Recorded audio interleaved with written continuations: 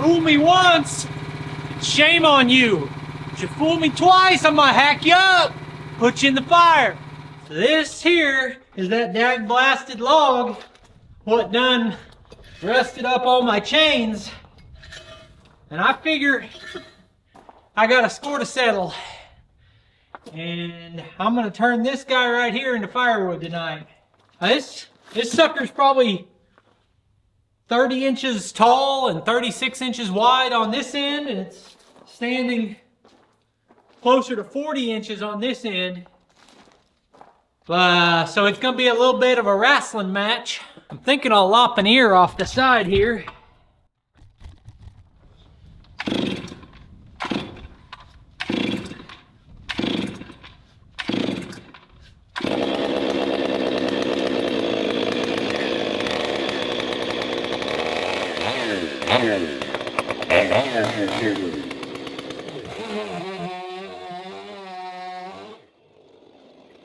Hey, it's Brock here with Rock Hill Farm, and today I'm going to be cutting some firewood.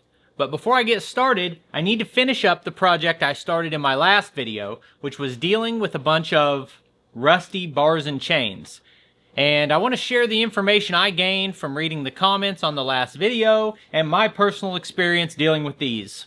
So, just a quick recap on the story. I got a giant log from a tree I'd cut down the year before.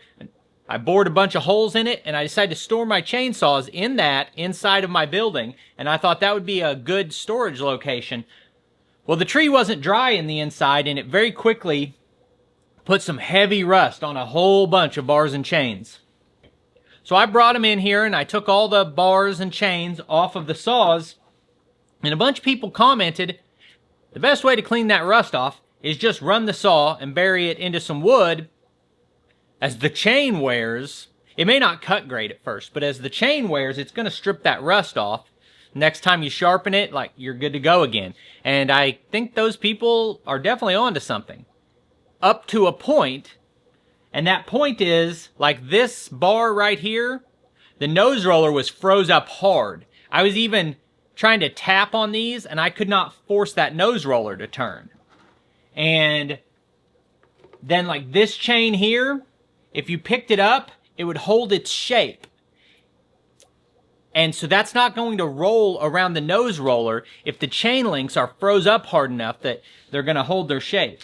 And whether you can force it to roll around or not, it would vary from each individual chain, how much rust is on it. But you might throw it off or strip out your nose roller or something like that.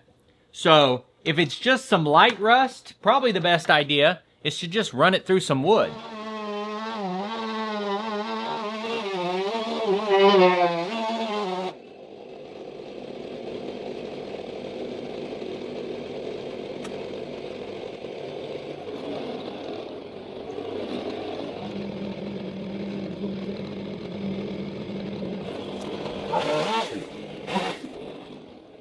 A couple other comments I got were to use diesel fuel or ATF, automatic transmission fluid, as something that you might already have that you could soak the chains in. And I didn't test those because I'd already soaked all my chains. But there's something you can try. If you've got the same kind of problem and you want to try to remove rust off your chains, apparently ATF and diesel fuel are good for that. What I used is Rust Patrol. This is a company that sponsors me. I mean, they don't pay me or anything, but they sent me this product and I became friends with the owner. And I've got a discount code for you guys. So I soaked all these rusty chains, and now all the links are freed up. See, those are still kind of stiff, but I'm able to free them up just with a little bit of pressure. And now this is all loosened up.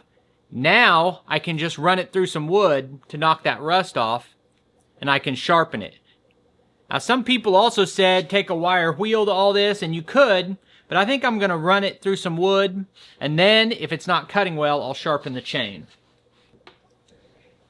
And we're going to find out if that works or not. That's what this video is. Now, this is the one where the nose roller was completely locked up. I couldn't turn it. I took a tool and tried tapping these, and they wouldn't turn. I soaked them in Rust Patrol, worked it a little bit, got it to turn, soaked it in Rust Patrol again, just sprayed it on and let it run, and now my nose roller is freed up. So I don't think I'm saying anything groundbreaking here, just a little bit of my experience right now dealing with these, and it's closing out a conversation that we had in the last video. What I want to do right now is take this one that was the worst bar, and the worst chain, put them on a saw, cut some wood, and see how it does.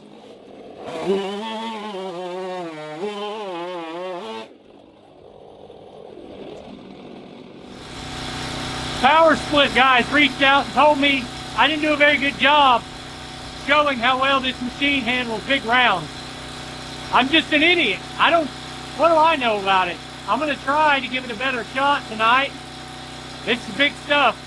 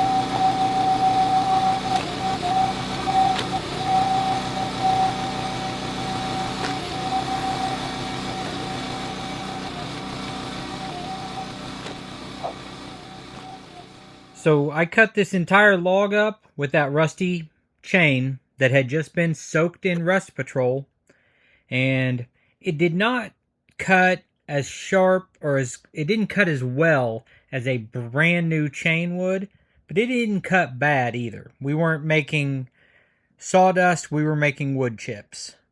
And the chain didn't look that rusty after the fact.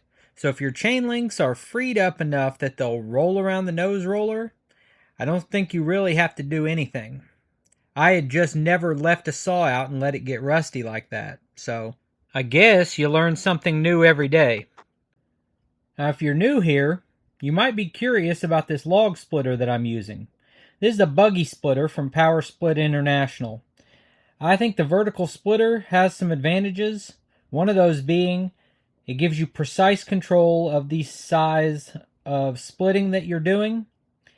And it also keeps you from having to pick wood up off the ground like you do with most splitters. So, really happy with this unit, and obviously I've got dedicated videos just talking about this splitter.